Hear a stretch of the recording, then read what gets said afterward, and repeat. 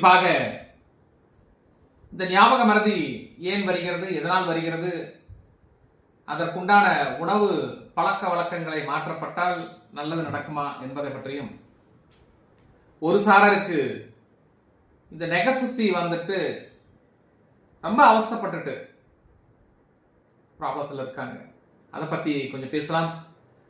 அது மட்டும் இல்லாமல் ஒரு சாரருக்கு ஒரு சில கிரீம் அது இதெல்லாம் போட்டு தேம்பல் வந்திருக்கும், அந்த தேம்பல் குறைவதற்கு என்ன செய்யலாம் அப்படின்னு அதை பத்தி பேசலாம்.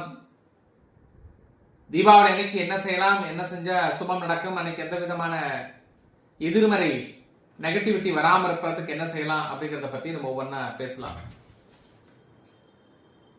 அதற்கு முன்பாக 18/10/2025 சனிக்கிழமை அன்று சனி பிரதோஷம்,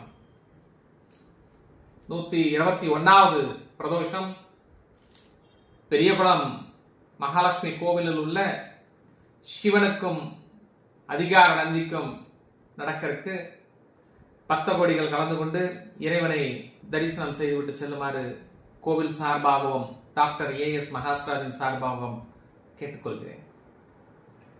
அன்று அந்த சனிக்கிழமை அன்று கால்சியம் அதிகமா இருக்கக்கூடிய கீரை வகைகள், கருவேப்பிலை, முருங்கைக்கீரை, முளக்கீரை, ஏதோ ஒரு கீரை வகைகளை அன்று சனிக்கிழமை அன்று சாப்பிட்டு விட்டு இந்த பிரதோஷ வழிபாட்டில் அவர்கள் கலந்து கொள்ளும் பொழுது இவர்களுக்கு 7.5 சனியினுடைய தாக்கம் குறையும்.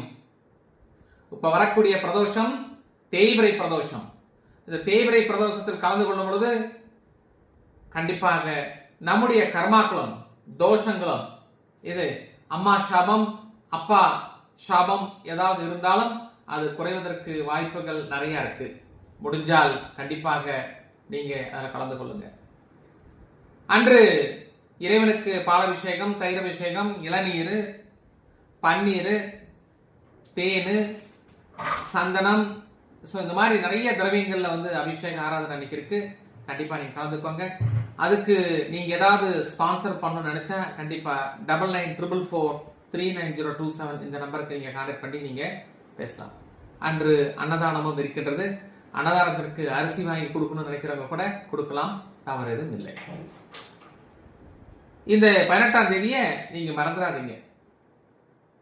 அக்டோபர் 18. சரி, இந்த நெகை சுத்தி ஏன் வருது? என்ன சார் அது கேள்வி?